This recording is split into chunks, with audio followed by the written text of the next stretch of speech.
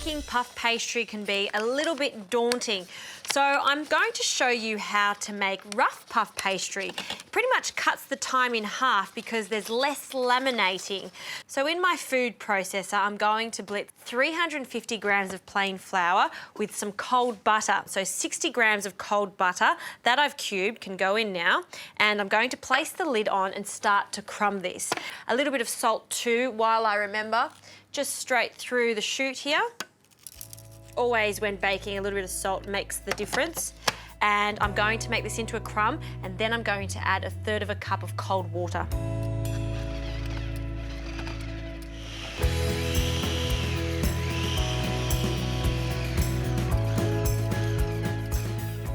All right. You can see that this dough has just started to come together. There's a little bit of crumb down the bottom there, and then this is gathered. That's what we're looking for. Never overwork the pastry in the food processor because it's going to make it a little bit tough. Now, a little bit of flour onto a clean surface. I'm going to spread that out, and then we're going to just gather all of that dough and place that on our bench. And just knead it just very gently so it does come together. And now to roll this out, 2 pieces of baking paper.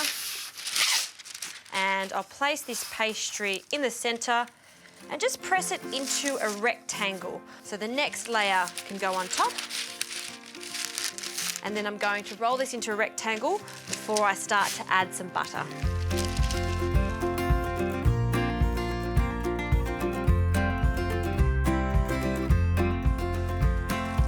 Okay, so now that I have a very long rectangle, we can start folding in the butter. Now I've grated the butter and I have placed it in the fridge. You want this to be as cold as possible, even better in the freezer. So I'm going to add half of this butter to 2/3 of this pastry, so leaving one section.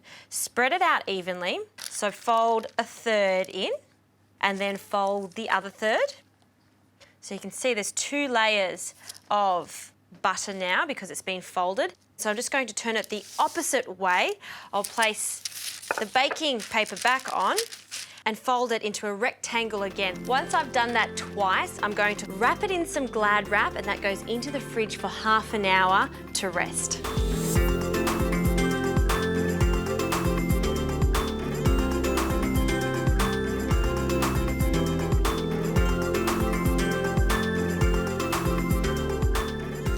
So now I'm going to do the last fold into 1/3, fold that up just like that, and then wrap it in some Glad cling wrap. So wrap it nicely and then into the fridge for half an hour.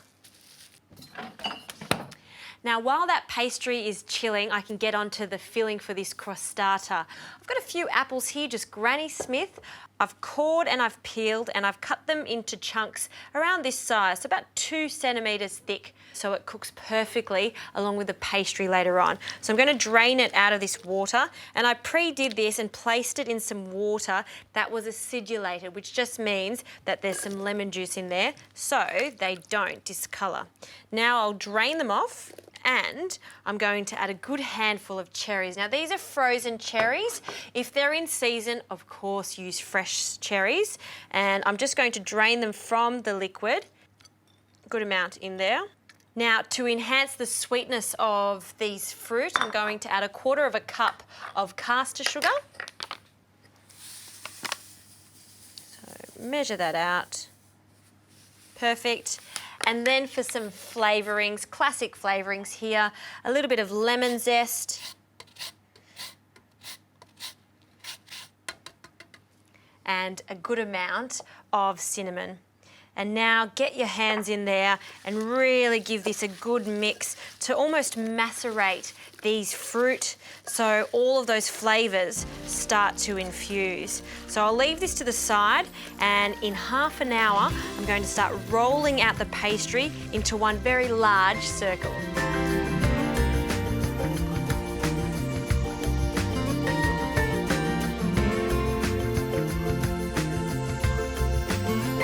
So I've done the last roll, a nice big circle. And now I'm going to add a sprinkle of almond meal. Now, because the fruit are a little bit moist, you do want something there so the base of this pastry doesn't get soggy. Now it's time to put this on the tray. So again, a little bit of baking paper onto a large tray like this, and I'm just going to gently slide it onto the tray, and now we can start adding the fruit to the centre of this, leaving a border. We want to leave a border because we're going to free form from now on. So again, just a few more ingredients. I like flaked almonds for this, for a different texture of almonds, so just sprinkle them on top. And for some extra sweetness and for some crunch, some demerara sugar that I'll just sprinkle over the top. No more than half a tablespoon to a tablespoon. And now for the pleating. So I just bring in one side and then fold it over and just keep folding all the way around, exposing the centre. You want to show off the fruit in the centre, and that's the classic look of the crostata.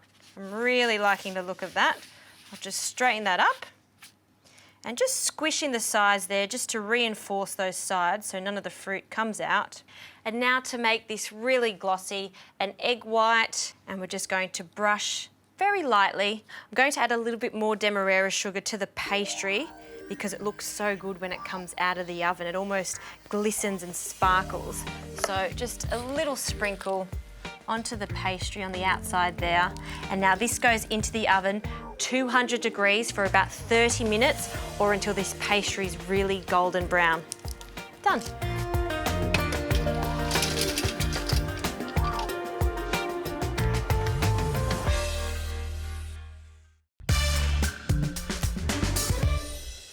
Isn't this crostata beautiful?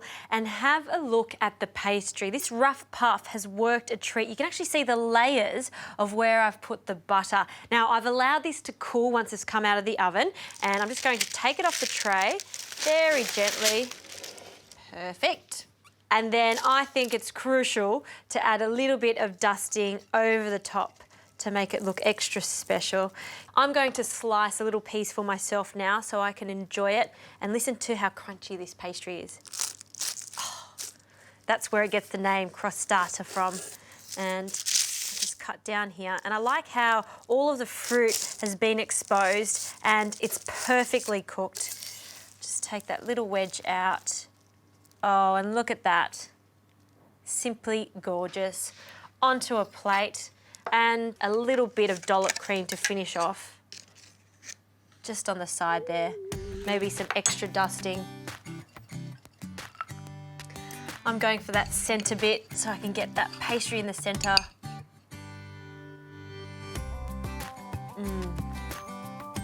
That's one very special dessert. Please make that at home. You're going to love it.